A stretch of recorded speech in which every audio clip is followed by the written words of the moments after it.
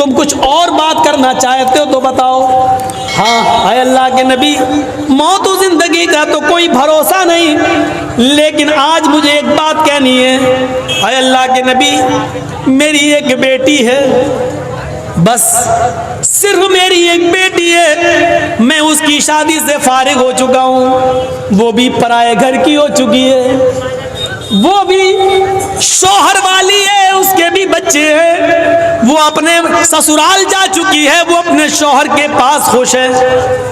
ऐ अल्लाह के रसूल, मेरे पास मेरा एक ये मकान है, एक और मकान है, मेरे पास 2-3 बागात भी हैं, मेरे पास इसके अलावा भी कोई मिल्कियत है। मैं चाहता हूँ कि मेरी बेटी का तो निकाह हो गया है, अब तो कोई है नहीं, इसलिए मैं चाहता हूँ कि इंतकाल से पहले मैं सारा का सारा अपने घर और अपने मकान और अपनी मिल्कियत और अपनी प्रॉपर्टी, जमीन और जायदाद अल्लाह के नाम पे खर्च कर दूँ, फी सबीलिल्लाह लुटा दूँ, सब सदका कर दूँ।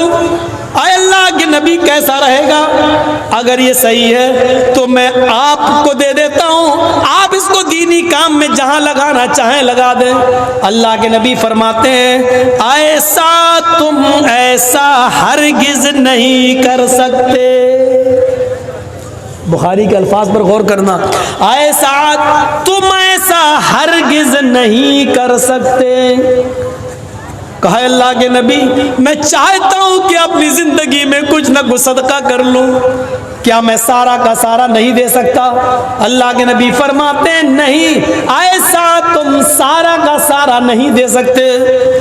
तो कहा ठीक है आए अल्लाह के नबी, तो मैं अपने घर मकान मिल्कियत जमीन और जायदाद के 3 हिस्से कर लेता हूं। इधर देखो, ये बात गौर से सुनो, मैं अपनी जमीन और जायदाद मिल्कियत के 3 हिस्से कर लेता हूँ। 3 हिस्से, 2 हिस्से में खर्च कर देता हूँ, 2 हिस्से का मैं सदका और खैरात कर देता हूँ, और एक हिस्सा अपने पास रख लेता हूँ जो मेरे मरने के बाद तरका हो जाएगा, मेरी बेटी में और मेरे रिश्तेदारों में बढ़ जाएगा।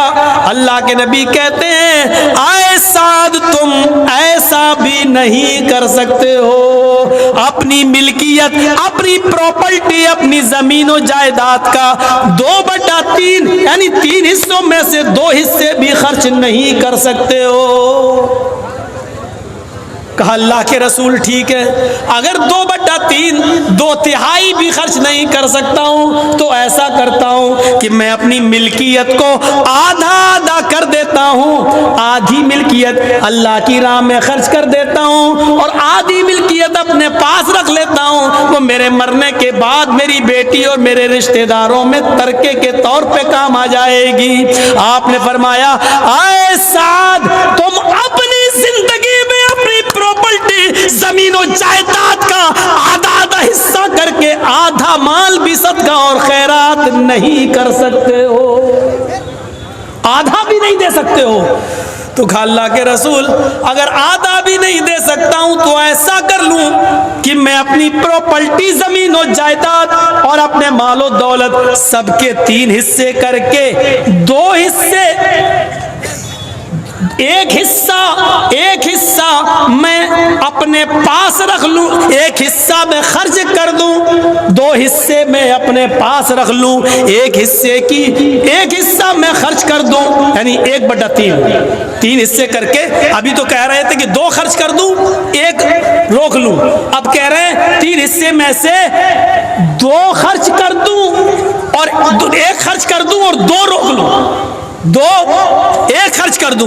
तो अल्लाह के नबी क्या कहते हैं, आए साद इब्ने अबी वक्कास, हाँ अपनी प्रॉपर्टी, जमीन और जायदाद का 1/3 जिसका तुम हक रखते हो, 1/3 1/3 जिसका तुम हक रखते हो, उसकी वसीयत जिसको चाहो कर सकते हो, जिसको देना चाहो दे सकते हो, लेकिन 2 हिस्से तुम्हारे इंतकाल के बाद तुम्हारे रिश्तेदारों में तरके के तौर पे तकसीम होंगे।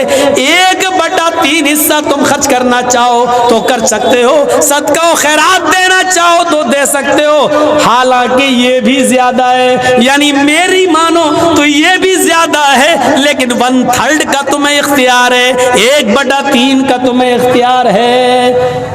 ये हदीस हमें क्या बतला रही है? बुखारी शरीफ का ये मंजर, अल्लाह के रसूल सल्लल्लाहु अलैहि वसल्लम ने हजरत साद इब्न अबी वक्कास से जो कहा, वो भी उनकी बीमारी के हाल में जो कहा, ये हुक्म हमें बतला रहा है कि हम सारा का सारा माल खर्च करके खुद सड़कों पे आ जाएं और भिखारी बन जाएं, ये जायज नहीं है। जब दीनी कामों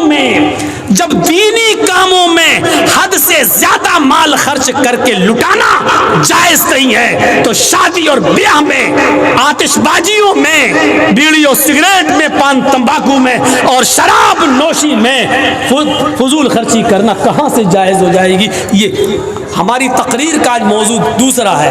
हम फजूल खर्ची ये नहीं कह रहे हैं कि हराम है, हम फजूल खर्ची ये नहीं कह रहे हैं नाजायज है, हम ये बता रहे हैं जब फजूल खर्ची दीनी काम में जायज नहीं है तो गैर दीनी कामों में जायज कहां से हो जाए? जब इधर नहीं कर सकते हो तो उधर कैसे कर सकते हो?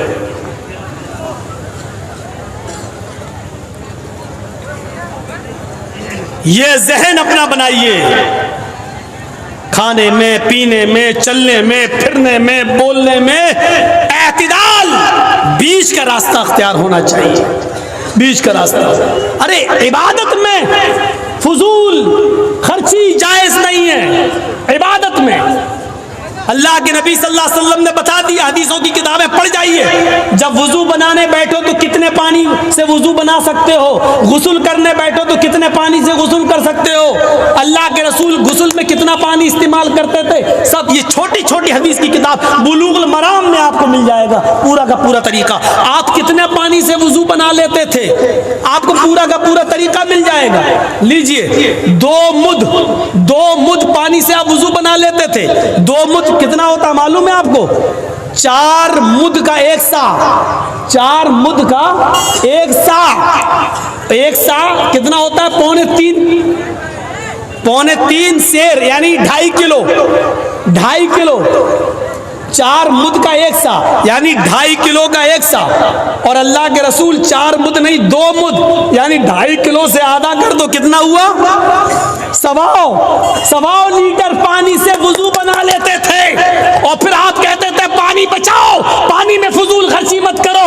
अब आप अंदाजा लगाइए, जब नमाज के लिए वुजू शर्त है और वुजू में भी 1.25 किलो पानी से ज्यादा अल्लाह के रसूल खर्च नहीं कर रहे हैं, जब 1.25 किलो पानी से ज्यादा खर्च करने को फजूल खर्ची में शुमार किया जा रहा है, वो भी नमाज के लिए, तो हमें बीड़ी, सिगरेट, शराब और पान तंबाकू में पैसा खर्च करने की इजाजत कौन सी शरीयत देती है? कौन सा समाज देता है? कौन सी सोसाइटी देती है? शादी में 15, 20 और 50 आदमी से ज्यादा 200 आदमियों की बारात कौन सी शरीयत हमें इजाजत देती है? मेहमानों के लिए बकरे, कोरमे, मछली, फ्राई और शाही पनीर और सब्जी के आइटम अलग 20 किस्म के आइटम बनाने की कौन सी शरीयत इजाजत देती है? कहां से हमने लिया है ये सब? जब वुजू के अंदर पानी को ज्यादा खर्च नहीं किया जा सकता। एक शादी, ओफो, कितनी बार सुना होगा ये वाकया।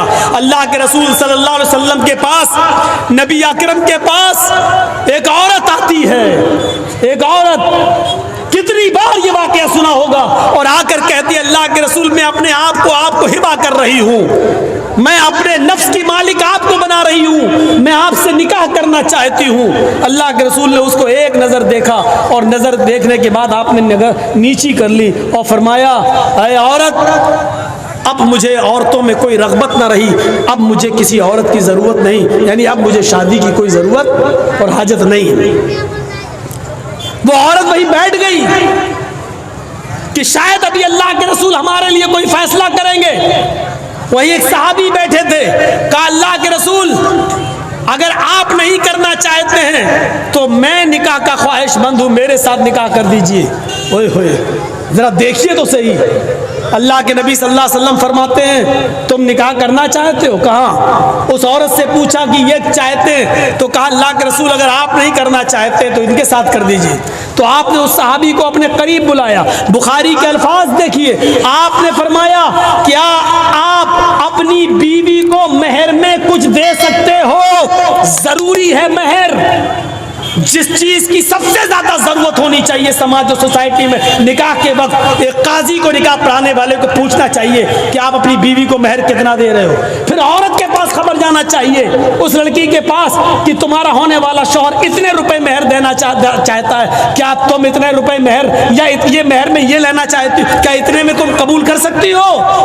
लड़की और लड़के दोनों की रजामंदी पर और जितने पर तय हो जाए वही शरई मेहर है। लड़की लड़के की हैसियत से ज्यादा नहीं मांग सकती है, और लड़का भी अपनी हैसियत से बहुत कम करना चाहे तो वो भी उसके लिए सही नहीं, अपनी हैसियत के मुताबिक दे। अरे वलीमे में जब 5 लाख खर्च कर सकते हो तो अपनी बीवी को 50,000 का मेहर क्यों नहीं दे सकते हो भाई? मोटरसाइकिल मांगने में तुम्हें शर्म नहीं आती, हया नहीं आती, और मेहर देने में तुम्हें इतना मेहर? शरीयत में का मेहर रखो 66 रुपए 40 पैसे। मेहरे फातिमा रख दो। यहाँ मेहरे फातिमा याद आ जाता है, जहेज लेते वक्त जहेज फातिमा याद नहीं आता है। मेहर का मामला हो तो मेहरे फातिमा याद आता है, और जहेज लेने का मामला हो तो वहां पर मेहरे जहेज फातिमा फिर याद नहीं आता है। एक तकिया हो, चटाई हो खजूर के पत्तों की, और तकिए में भी खजूर के पत्ते भरे हुए हों, और मिट्टी के साथ बर्तन हो, एक चक्की हो जिसमें वो कुछ पीस लेती हो, ये याद नहीं आता है। वहाँ मोटरसाइकिल याद आती है, वहाँ मोटरसाइकिल। और कितना कितना बुरा तो बोल चुका हूँ, इसके बावजूद भी तो शर्म नहीं आती है, इतनी बेशर्मी है। अरे हम इंटरनेशनल भिखारी तक बोल चुके हैं। मोटरसाइकिल मांगने वाले को इंटरनेशनल भिखारी का खिताब भी हम दे चुके हैं। लंगड़ा लूला आदमी जो दरवाजे पे आके भीख मांगता, अच्छा लगता 10 रुपए 20 रुपए देने में, चलो बेचारा काम करने के लायक नहीं। ये दुकान पे बैठता है, कपड़े की दुकान पे बैठता है। मेरा बेटा है, कपड़े की दुकान पे बैठता है, दुकान पे आने जाने के लिए मोटरसाइकिल दे दो अपने बेटे के नाम पे। अल्लाह के नाम पे मांगने वाले को 10 रुपए देने में अच्छा लगता है। और बोलो जो अल्लाह के नाम पे मांगे वो बड़ा भिखारी है, या जो अपने बेटे के नाम पे मांगे वो बड़ा भिखारी है? काबे के रब की कसम खा के कहता हूं, मैं अल्लाह की कसम खा के कहता हूं, हमारी नजर में 10-20 रुपए वाला भिखारी इतना बड़ा नहीं है। अल्लाह की कसम ये इंटरनेशनल भिखारी है जो अपने बेटे के नाम पे मोटरसाइकिल मांगता है, ये उससे बड़ा भिखारी है। तुम भिखारी मानो या ना मानो, मौलाना जर्जीस उसको खिताब दे रहा है इंटरनेशनल भिखारी का। मांगो मोटरसाइकिल। और हमें जरूर बता दिया करना मौलाना साहब, इस लड़के की शादी हुई थी, इसने मोटरसाइकिल मांगी थी, तो मैं उसके मुंह पे कहूंगा अच्छा यही है इंटरनेशनल भिखारी। और जब किसी की मोटरसाइकिल पे मैं बैठ जाऊं तो मुझे जरूर बताना मौलाना साहब ये वही मोटरसाइकिल है जो इसने भीख में मांगी थी, तो मैं कह दूंगा नहीं मुझे इस पे नहीं बैठना है। क्यों? अरे तू खुद भिखारी है तो मुझे क्या बिठाएगा? तेरे पास तो बिठाने के लिए कुछ है ही नहीं। तेरी साइकिल पे चला जाना गवारा कर लूंगा, लेकिन भीख में दी हुई मोटरसाइकिल पे बैठना गवारा नहीं करूंगा। लेकिन मालूम होना चाहिए कि भीख में मिली है, जहेज में नहीं बोल रहा हूं मैं, भीख में। जहेज का लफ्ज आप लोगों ने इजाद किया है, हमारी नजर में भीख है वो। चाहे वो मौलवी मांगे, चाहे जर्जीस मांगे, चाहे आप मांगे, चाहे जो भी मांगे। मदरसों के लिए आप जलसे कर लेते हो, हर साल जलसे में इतना चंदा कर लेते हो, मेरी समझ में नहीं आता है जहेज के खिलाफ कमेटी क्यों नहीं बन पाती आपकी? मस्जिद की कमेटी बन जाती, मदरसे की कमेटी बन जाती। अभी कोई लड़का कोई लड़की लेके भाग जाए, पंचायत बैठ जाएगी क्या सजा होनी चाहिए, गांव के सरपंच बैठ जाएंगे क्या सजा होनी चाहिए। फला अच्छा लड़की को लेके भागा, अब वो लड़की का बाप कह रहा मेरी लड़की कहीं मुंह दिखाने के लायक नहीं।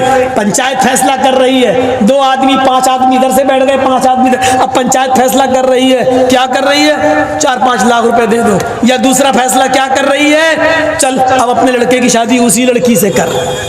आए पंचायत में ये फैसले करने वालों, तुम्हारे यहाँ जब लड़का लड़की लेके भाग जाता है उसकी पंचायत बैठ जाती है। तुम्हारे समाज और सोसाइटी में एक एक नौजवान लड़का शराब पीकर रास्ते में पड़ा रहता है, माँ बहन की गालियां बकता है, पंचायत कहां चली जाती है? उस शराबी के बारे में कोई पंचायत क्यों नहीं बैठती है?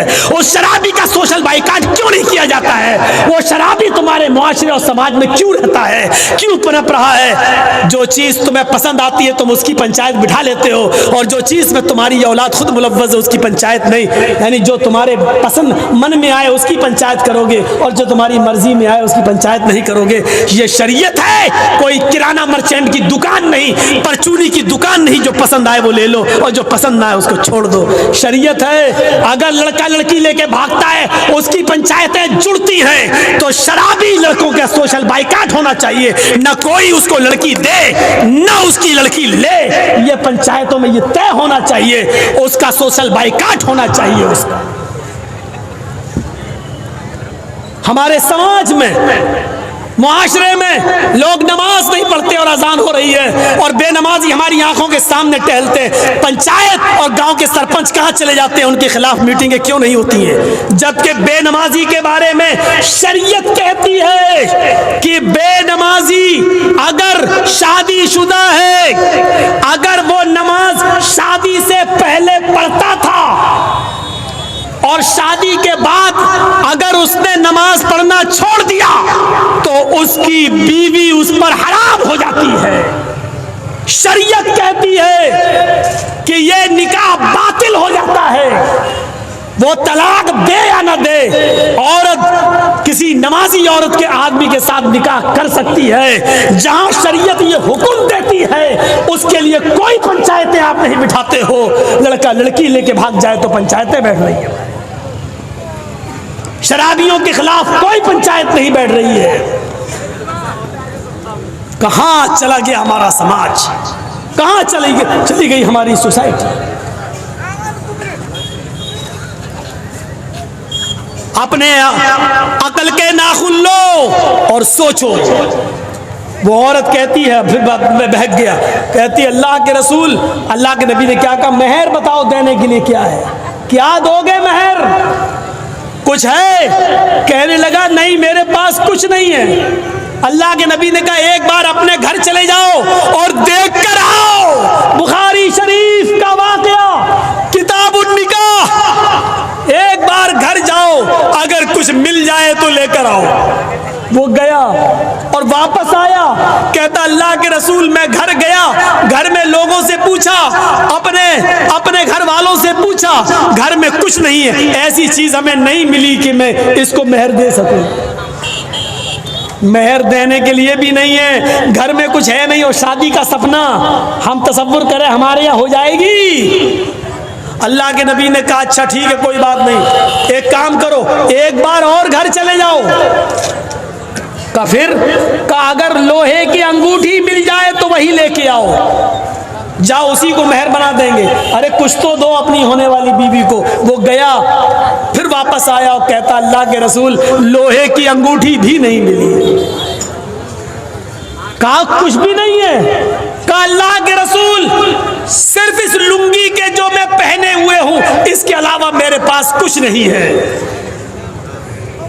रात में कभी कभी जब सर्दी लगती है तो मेरे पास एक्स्ट्रा चादर भी नहीं है, इसी लुंगी को खोलता हूं और अपने ऊपर डाल लेता हूं, ये चादर का भी काम करती है। और जब घर से बाहर निकलता हूं तो ये लुंगी लपेट के बाहर आ जाता हूं। आप अगर कहें तो आधी लुंगी इसी में से मैं इसको दे सकता हूं। तसव्वुर करो इस निकाह पर, कुर्बान जाइए मोहम्मद रसूलुल्लाह की शरीयत। कैसे रास्ते निकाल रहे हैं समाज में बैठने वाले पंचायतियों, तुम रास्ते नहीं निकाल पाते हो। अल्लाह के रसूल ने कहा जब यही एक लुंगी है तेरे पास और कोई चादर भी नहीं है तो वो भी तू पूरी लुंगी इसको दे नहीं सकता, आधी दे रहा है, तो आधी तेरे किसी काम की नहीं और आधी इसकी भी किसी काम की नहीं। ये लेके क्या करेगी जब इसको भी कोई फायदा नहीं, ना ये पहन सकती ना तू पहन सकता, तो लेके क्या करेंगे इसको? अपने पास रख। थोड़ी देर बैठे, अल्लाह के रसूल भी थोड़ी हदीस का नक्शा देखो, बुखारी के अल्फाज पर गौर करो। अल्लाह के रसूल भी बैठ गए, वो साहबी भी थोड़ी देर बैठे रहे। जब उन्होंने देख लिया कि मेरे पास कुछ नहीं है महर, तो ये सोच कर उठ गए कि अब मेरा निकाह नहीं हो सकता है, तो चलने लगे। किसी से कुछ नहीं कहा, उनकी आंखों में आंसू आ गए और उठ के चलने लगे। अल्लाह के नबी ने उनको जाते हुए देखा, घर के दरवाजे से निकलते हुए देखा तो कहा इधर आओ। वो पलटे, क्या बात है, इधर आओ। कहाँ जा रहे हो? कहा अल्लाह के रसूल जा रहा हूँ, कुछ कमाऊंगा, घर में और भी लोग हैं, उनके लिए मेहनत मजदूरी करूंगा। जब मेरे पास कुछ नहीं है तो निकाह नहीं हो सकता है। आपने कहा बैठो मेरे पास। कहा अल्लाह के रसूल ने कहा चाहिए बताओ तुम्हें कुछ कुरान याद है? कुरान कुछ याद है तुम्हें? उसने कहा हाँ अल्लाह के रसूल, ये सूरत, ये सूरत, ये सूरत, ये सूरत। उसने 4-5 सूरतों के नाम गिनाए। अल्लाह के रसूल ने एक और सवाल करा, ये सूरतें तुम्हें याद हैं? कहा हाँ। आपने फिर एक सवाल किया, क्या तुम इसको बगैर देखे पढ़ सकते हो, यानी मुंह जबानी